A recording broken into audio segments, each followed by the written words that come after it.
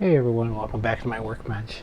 Well, we're in for an exciting treat today. You get to see the world of how exciting engineering can be, and reverse engineering.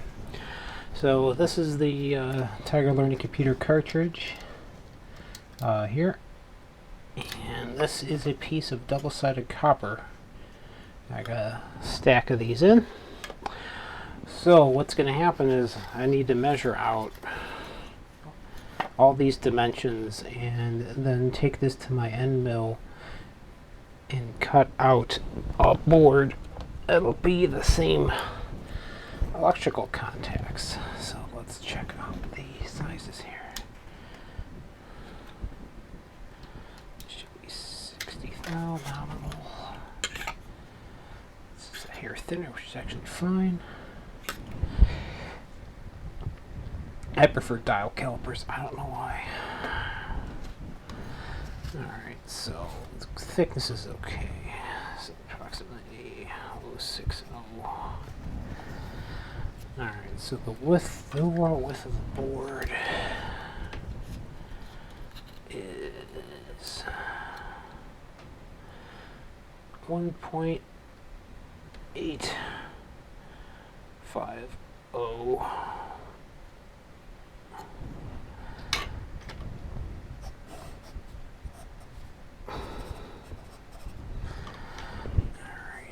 Depth of the board. It's kind of cool. If you ever wonder how to measure the depth of something with a caliper, you use the other end. You put your end on there.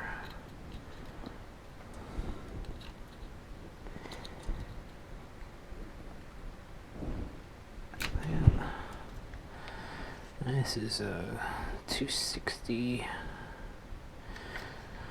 About 267.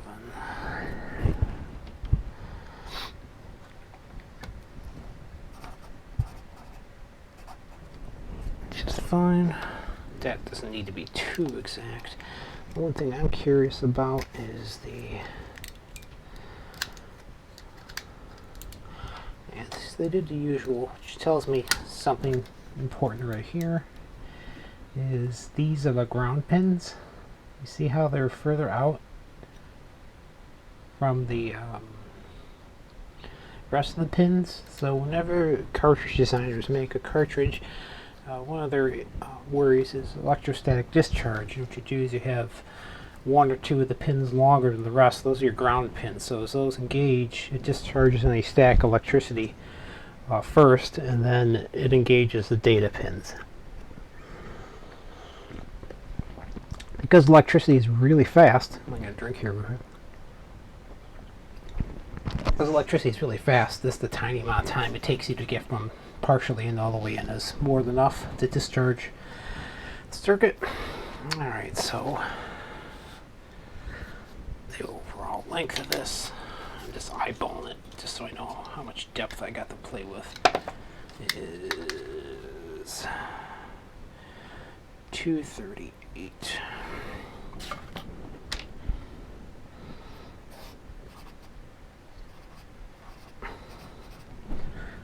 Alright, so my goal is I have the 238 here, and I'm probably going to use the full length of the board to get there. And I'll do something very similar. So I see, okay, first I gotta find out. They did a chamfer on the end of this board. I'll just do that with a ball cutter. So the overall, the nominal of the data pins are, let me come in exactly 100 thou. Let's see if that's what they're shooting for. Nope, it was less than that. It's actually really hard to see. Let's make it let's call it 750. So that comes in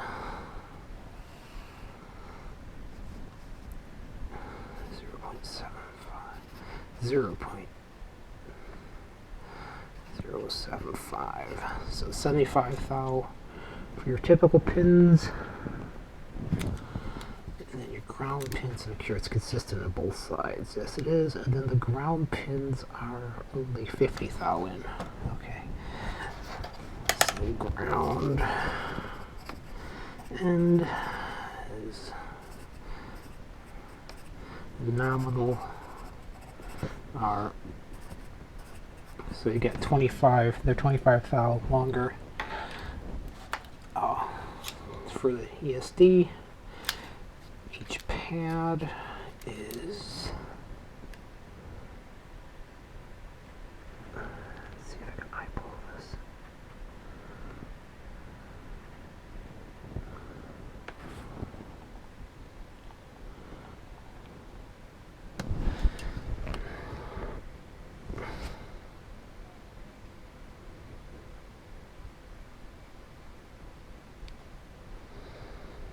Set might be metric, which is why it's a little off. Yeah, it is.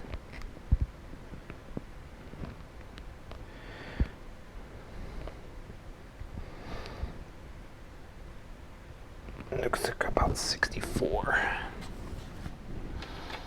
Pad width.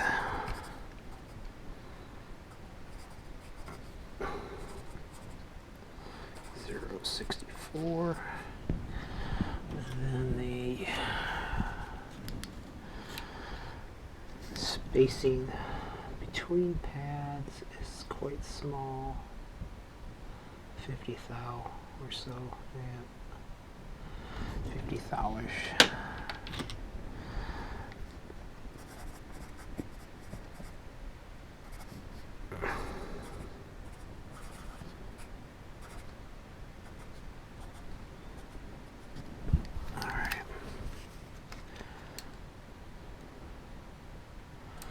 See if they had to keep out 25 thou on the ends. Is it 25 or is it bigger? They went about 37 thou on the ends.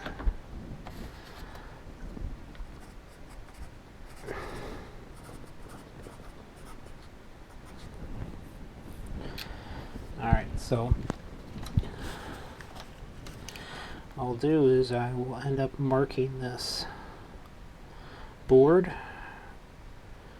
and then checking it out and then start cutting it. But I'm actually not feeling very well tonight, so I just want to take some measurements and then start drawing it out. I might do it in a CAD program and then print it 1-to-1. It'd probably be easier. But yeah, that's enough for tonight. Thanks for watching.